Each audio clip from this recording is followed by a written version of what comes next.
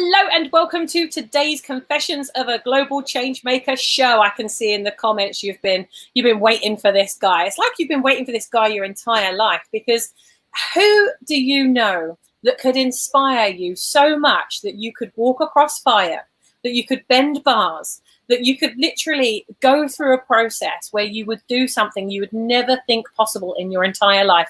Well, today I have the amazing, the one and only Steve Consalvez, who is here, and he gets thousands of people to do this crazy shit every year. Steve, how do you possibly do that, and why do you do it?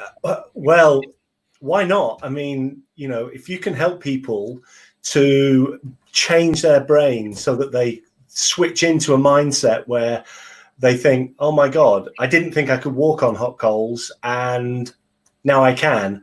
You know, why wouldn't you want to bring that to people? But you know, there are thousands of people around the world that do teach this as well. I'm just one of many. What makes me different is, of course, I teach the teachers. So I'm the guy that teaches the new firewalking instructors. Yeah. So that's the only thing that makes me different from the rest of the guys. Literally, how many people have you supported to walk on fire? Do you know, I thought about this just recently, and when you think about it, we had a guy who came and trained with me from Slovakia, and he said to me, oh, Steve, will you be able to come and help me in 2 weeks' time? I've got a firewalk planned. I said, oh, how many have you got? And he said, oh, 1,200 people. And I said, that's an interesting way. That's an interesting way to start your career. As a, you know, and so if I try to think about all the teachers that I trained and how many people that they had trained, I mean, bearing in mind I've been in this game, if you like, for 29 years, it must be tens of thousands. But I don't know. It would be a long process, because I used to work for Tony Robbins as well. So I don't know. Tens of thousands must be. What an amazing one drop you've turned out to be then, hey? Yeah, I'd like to think that. My dogs don't think that. You know, to them, I'm just the bringer of food. Yeah, you're there for their entertainment. I've got some dogs like that as well. Yeah. So, I mean, I remember the first time that I walked on fire. It must be about, I would say it was maybe 9, if not 10 or 11 years ago. And this crazy lady who I used to go climbing mountains with said, hey, Sammy, why don't you come and I'm running this event at the weekend. Why don't you come and join us? So I was like, okay. I took my business partner along with me, and we walked on fire. 12 years ago, I have a feeling this lovely young lady is on the call. And wow, 12 years ago. 12 years ago. Anyway, like, I walked across fire, and I didn't believe that it was ever possible. I remember looking at those hot coals as they were raking the fire. Lisa took us through this amazing process before we went and walked on the hot coals. And I mean, it was really quite extraordinary. I felt exhilarated. I got to the end, and I thought, wow, like, how is this possible that, you know, we have all these boundaries in life that we set for ourselves, and they're in our mind, yet there's a physical thing there that you would never, ever think in a million years that you would ever do. Yet you just walked on something that seems like it would be impossible to be able to do. Isn't that interesting for those people that are watching now, the barriers and the fears that we create that are totally like fictional in our mind, yet we can walk across something that is actually very dangerous, that's real. Well, you know, it's an interesting point that you make, because, I mean, I'm guessing if you've got entrepreneurs that are watching now, quite a few of them have probably gone to see Tony Robbins, so they might have firewalked already. But I mean, I firewalked something like close to 1,000 times, and I can say I've been blistered a few times, you know, but the times when I've been blistered is when my brain has not been right, when my mind has not been right. And so it is possible to get a blister, it is possible to get a burn, but if you do it right, and if you have a good leader, of which I'm sure your leader from 12 years ago was an awesome leader. She was impeccable. You know her very well. And, lovely, you know, then you will have had a tremendous experience. But interestingly, Sammy, today I was contacted by somebody who I've not spoken to for 30 years. And she said she might even be on the call. I don't know if you're taking questions, but she said, "Oh, I'm going to join you on the call." And I said, "Hey, do you mind if I mention about what I talked to you about 30 years ago? Because I had Let me make sure that she might be trying to get into the group. Let me, as you tell that story, let me make sure that I've let her in." Yeah, sure. I had conversations with many people, but with her 30 years ago about how she could be better, how she could take her incredible intelligence, which was greater than mine, and apply that in a job that was better than a teller at the Midland Bank. And she told me, she said, "Hey, Steve, you encouraged me to get that new job in sales, and I really flourished." And that her last job was as a national sales manager. And so I just believe that people are incredible. And the Firewalk is just a way of freeing their minds. That's all it is. You know what? I really learned a very, very valuable experience with the lovely Lisa Clifford as well.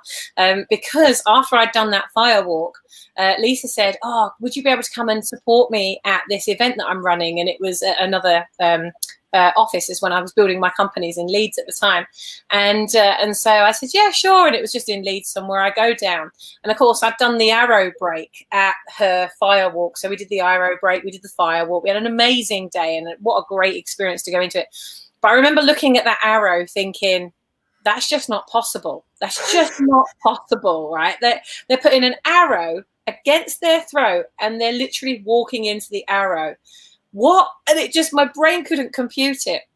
And after I'd done it, and I was surprised, like I walked into this arrow and it just splintered into about 3 different pieces. And I was like, oh, maybe it was, weakened or something before we got in there. And like your mind goes, yeah, no, all right. So when I go down and I help Lisa at this next event that she was running, and she said, "Right, come on, your turn." Well, I got cocky and I thought, well, I know that these are weakened, so it's all right. It's just going to break. Ooh. And so like I wasn't in mindset or anything. And so Lisa's there holding this board and I go to walk into this arrow and boy, did it hurt, and it didn't break. And she looked me straight in the eye. She went, "You're not in state. Get in state." And that really taught me that, like you said, the times where you've had a little burn or a fire kiss, as Lisa called it for us, they're the times when you're not in state. That's when you're getting burned. And how fascinating it is if you align that to business, when the times when we're making a really important decision in a terrible state, or you're worried about money, trying to get a sale, and it comes across in a different way. Like the state is going to burn you, isn't it? Yeah. Do you mind if I share a story with you exactly on that point? When I was with Regis, the American company, was in Chapter 11 bankruptcy. And every single customer or potential customer that we were seeing at the time was coming to us and saying, "We can get a really good deal, can't we? Because we know you're going bankrupt." How did they know we were going bankrupt? Well, all our competitors were telling them, "Don't go with Regis. They're going bankrupt." And I had to tell the sales team that I work with, we need to change our thinking. We need to change our thinking because this is the UK business. And I got them to use this strategy. What they did is that, and I had to train it into them. I had to say, look, when a customer says, "Hey, we can get a good business. I've heard a good deal. I've heard you're in bankruptcy." I trained the salespeople to say, "Yeah, I know. It's great, isn't it?" And the customers went, "Well, I don't think it is it?" "Yeah, it's really good because it now means we can negotiate with our landlords for better deals on the rents, and it makes us even more competitive so we can pass on the great deals to you. And obviously we can't give you stupid deals, otherwise we will, we won't be profitable, but I will give you the best deal possible." And that strategy changed the way that the company thought. And it just needed the bankruptcy thing was the same, but it just needed them to change the mindset. So you're absolutely right. Mindset makes a difference in business. Yeah, it totally does, especially if you've got an important decision to make. What are you finding, you know, I mean, I don't know if you saw last night's show with Keith Leon, but he brought together like a really good point. And he said, you know, never has there been a better time in history when everybody is actually working under the same conditions. You know, like literally everybody is going through the same thing right now. No, never. He said, never at a point in history have we had so much technology, and we've had, you know, this is the best time for us to go through something like this together, but we're all going through it together. And yet there's some people who are thinking in a really negative way, woe me. Other people are saying it's a conspiracy theory and getting angry about it. And other people are going, this is brilliant. You know, I get to reevaluate my life. I get to now design my life on purpose. You know, there's so many, we've all got the same challenge, yet every person is processing it in a totally different way. What are you finding? What's happening in your universe with the thoughts around you? What are you noticing most? Well, I agree with. Do you say Leon? Keith Leon. Keith, I agree with him. Now, for the first time in history, we that have businesses have got to stop and only think about how we can improve our businesses. So now, people like me who do business coaching, like, people should be running to our doors saying, right, now, no more excuses about I don't have any more time. I don't have time to discover my customers. I don't have time to set up that CRM. I don't have time to look at the metrics. I don't have time to look at my P&L. No, now you've got time. So this is the only time in history where every business can focus on the improvement of their business. So guess what I'm doing? I'm taking the time to, I mean, I'm also taking the time to enjoy myself. I mean, who wouldn't, right? So, but I'm looking at, this is going to come out at some point. So I'm just saying, where are the opportunities? And how can we create those opportunities now? How can we create ways in which our future customers can't say no to what we're offering? So, for example, a number of our customers are hospices. Hospices. We've done many, many firewalks for hospices. Hospices right now, they're not thinking about firewalks. Right. But they will. And they will think about fundraising again. And when they do, we're going to have something that's amazing for them that has been created because of what we're going through. Now, we're going to have to bite a few bullets, but, you know, I've been doing this for 28, 29 years this year. I'm not about to give up now. I'm in it for the long haul. So let's start planning. Get hold. Hey, and guess what? There's quite a few business coaches out there that are not busy right now. So go find them, you know, and strike a deal. So anyway, that's what I'm doing. It's just a brilliant opportunity, isn't it? You know, and as we kind of come out of the other side, I love the fact that, you know, if we weren't happy with the world as it was, then let's create a new one. And as entrepreneurs, we have the power to do it. As business owners, we can make a decision in the morning and we can implement it in the afternoon. And with the power of technology, you think of when we've gone through the major crises that we have before, but we didn't have Facebook, we didn't have Zoom, we didn't have all these amazing ways to keep in touch. I'm seeing like a movement beyond business. You know what's really, really lovely is that I'm noticing, certainly with myself as well, I'm noticing how I'm using technology where I've been using it for business, and it's business. Now it's like, oh, you know, how am I going to keep in contact with my nieces and nephews? What can I do that continues to build that relationship? I know I can read them bedtime stories using Zoom or FaceTime. And so all of these different things that I would never have thought of before, using the technology for nice family things as well, when it was only ever business before. I'm seeing a lot more people communicating with their families and taking the time to really engage with other people. I'm seeing like a global connection in a way that we've been missing. Well, people are starting to think about the older population as well. I mean, I know we're going into a bit of a spiritual thing here, but you know, people are starting to think, hey, my 70, I'm the youngest of seven. You know, we there's poor, and then there's where we came from. But I'm the youngest by 10 years. So my youngest brother is 63, and then my eldest brother is 72. So they're all in the catchment, you know, for disappearing right now. So yeah, you know, let's keep in contact with them, because if they're on a ventilator in 3 weeks' time, we'd be really sorry. So now's the time to ramp up the communication, Sammy, and I'm completely with you on that. Yeah, definitely. So, Steve, I want to get into your confession, because aren't you, guys and girls, do you want to know his confession? Because I'm wanting something juicy. I'm wanting something that you don't usually tell that many people, something that you've been through in your business where like you handled it in a way where you would just never do it that way again. Like, can you think of, when I ask this question, most of the people go, which one? My God, you know, there's so many. But can you think of a time that you can share that we can all learn from? You know, I can think of two different businesses that I ran successfully. But the link between the two is about your intuition.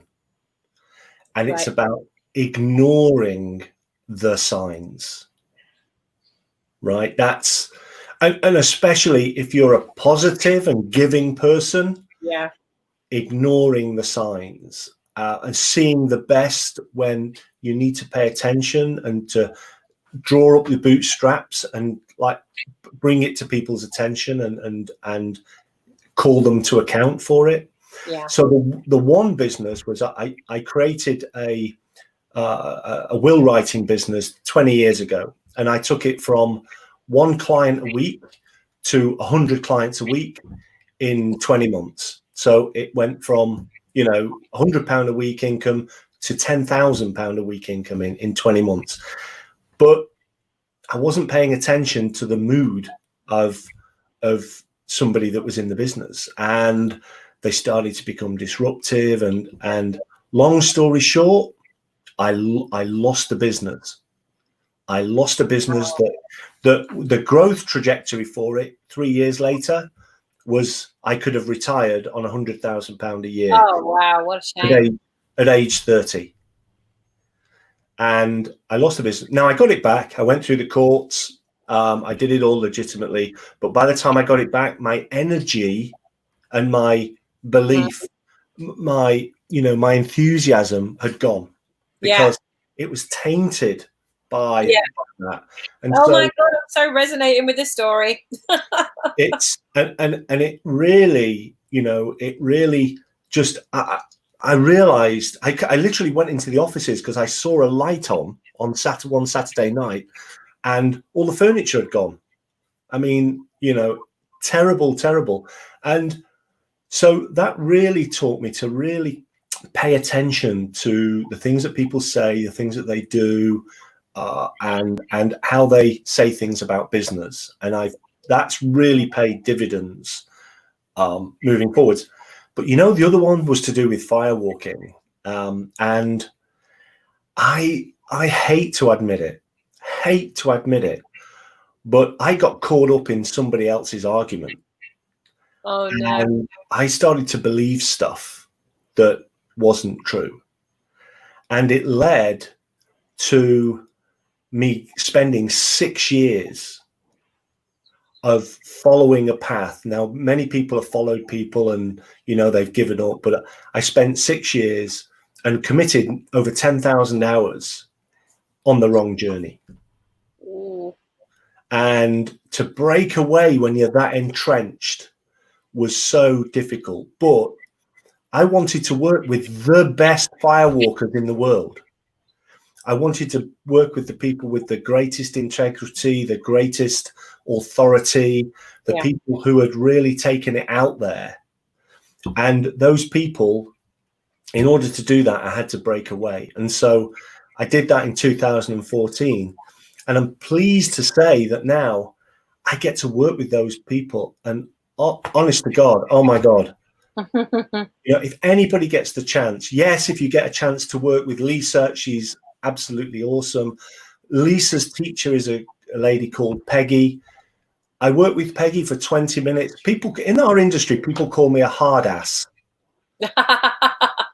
People say I'm like the Simon Cowell of the firewalking Oh, world. really? Yeah. Well, you've got a fan here. Carl Smith's on the line. Is Carl on the line? He is.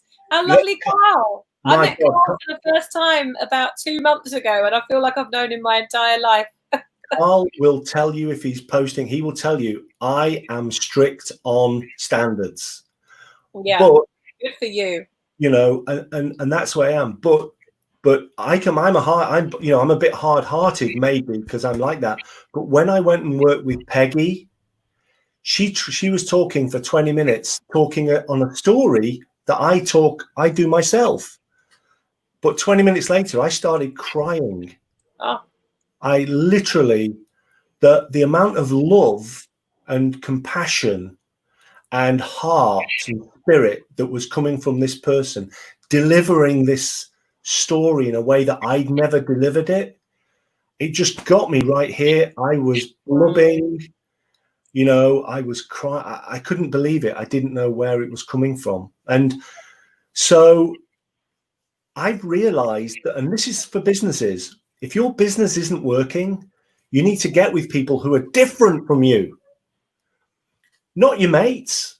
You need to get with people that are different, because that's where you'll get the learnings. And so for me, that the mistake was, you know, going down a path which I thought was wrong. And so recognizing it earlier on. Yeah, I'd committed 6 years. I should have learned it earlier. But now I look back at that time, of course, I'm grateful.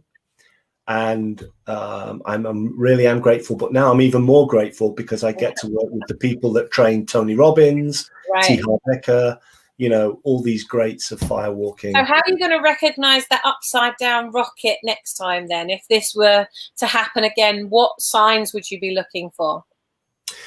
Well, it's interesting. It's the things that people talk about when they're casual. You know, I've sat down at the table with people, and some people might say something like, "Oh, I did this great deal the other day. You know, somebody offered me this, and I managed to do this, and I told them a little porky, and I did this, and oh, right, okay, that's acceptable in your world, okay, you know." And so, of course, if people are willing to do that, then there are boundaries that they're willing to go beyond. Right. You know, I mean, I vowed never to have another business partner again. But I have to say, I have found 2 people, a guy and his wife, who I would trust my life with. They are absolutely amazing. I say it's just so important to recognize the signs, isn't it, though? That's the key thing. So Steve, what's going on in your world now? What have you got coming up? You know, obviously we're pivoting, you know, as you said, the work that you've done previously, that's going to come back, but right now you're working on other things. Is there anything that, like, how can we find out more about you? Is there anything you've got coming up that we can join or visit or watch or read? What's happening? Yeah, we're asking this question: how can we give back? I've done fairly well from the work that I've done. You know, I live in beautiful surroundings, and I'm able to take this time off now. How can we give back? So I'm talking with some, you know, brilliant firewalkers and some brilliant coaches, and we're probably going to do something, maybe either free or on a donation basis. I'm talking to Lisa about it. And we think the best thing that we can do is work with the coaching community. So business coaches, personal coaches, managers, hospital people. We're talking with the lead through another contact. We're talking to the lead for health and safety and internal well-being for the NHS about getting, you know, coaching support for NHS workers. So we've got a few things that we're doing, but yeah, just keep looking at firewalk.co.uk. You know, that's where. Okay, that as a banner right now. Everything will be. And for business stuff, successformulae.co.uk. Right, so just give those to me again. So is it, what did you say? It was Firewalk? Firewalk.co.uk. And successformulae.co.uk. okay, when you say formulae, is that an AE? It is. Just checking. Okay, so do you want to check the bottom of the screen right now? Just check that they are both correct. Perfect. Perfect. Perfectly perfect. Awesome. Well, guys and girls, you heard it here. I'm dying to know more about what you're doing. Obviously, you are the, maybe you're the better half, because she's a very naughty girl, is Lisa. I can't imagine that she's changed. She's a fun, walking smile who I just adore with all my heart. And she's a soul sister that I haven't spoken to for many years. And actually we've connected because you reached out to me and was like, I've got someone here that you might know. I was like, what? Yeah. So it's just, you know, it's going to be such an honor to get to know more about what you're doing. And I'm going to go and check out your websites and find out more. And if there's anything that we can do to support you and, you know, pack your parachute while you're packing a load of other parachutes, then do reach out. You've got some great people on the call. I want to do a shout out to Carl Smith. We've got Firewalking UK. I can see Facebook user quite a few times, because you have to click on the link to let me know what your name is. But I'm guessing that's the lovely Lisa. Jackie, great to see you on the call. And there's so many of you that have also joined in from YouTube and Twitter and the pages as well. We're only seeing the numbers in the actual group here, but we're going live across 5 locations right now. So I'm sending big, big love to each and every one of you. And Steve, thank you for your heart and what you bring to the world. Is there anything you'd like to wrap up with? Yeah, there's a couple of things. One's for you, and one's I think just interesting. I mean, I love Carl. He's an amazing. Oh, hi, Barry. And he's got, you know, and he's got incredible heart as well. And I think what Carl realized was how much communication stuff goes into our coach training programs, you know, at a very high level, using the communication tools that he's been learning over many, many years. And so we've created a unique sort of bond in terms of he's probably the leading guy in what he does in the UK. Me's the other one. So that's an interesting one. You know, when it comes to communication, people like Carl are perfect for what we do. People that are communicating to other people. We're really looking for entrepreneurial coaches, people who get it, who really get it and want to go further. And the other thing is for you, Sammy, and that's this. We share something unique in common. Both of us share the starting word of a Queen song. I'm trying to think what that is. You're going to have to enlighten me. Yeah, well, I don't know any other Queen songs that start with a name, but another one, Bites the Dust, starts with Steve, and Spread Your Wings starts with Sammy. Ah! Oh, that's amazing. So something I thought I'd leave you with. That's brilliant. I love it. We've never had anything like that on the show. Well, Steve, thank you for bringing your heart, your sunshine. Thank you for bringing it to today's show. I'm sure we're going to do a What Did Steve Do next. I want to get you back on the show in 3 months from now. Let's see how you pivoted and what you're doing. So it'd be an honor to have you back here. And I'm looking forward to interviewing the lovely Lisa over the next couple of weeks as well. Yeah, thank you for inviting me. It's an absolute pleasure. And, you know, I love talking to positive entrepreneurs, and our job is to get the rest of the UK moving. So if anybody wants to talk to me or you or Lisa about that, you know, we're all for it. Fabulous. Well, thank you once again. Thank you, guys and girls, for coming to join us, coming to play on the Confessions of a Global Changemaker show. It is it now for this week. I'm taking a weekend off, and I hope that you are as well. I'll be back live at the same time on Monday, live at 5. And we've got another amazing lineup of experts that I'll be interviewing each and every day next week at the same time right here. So take care. Have an amazing weekend, and I will see you next week. Mwah! Thank you, Sam. Steve. Go and give your lovely lady a hug from me.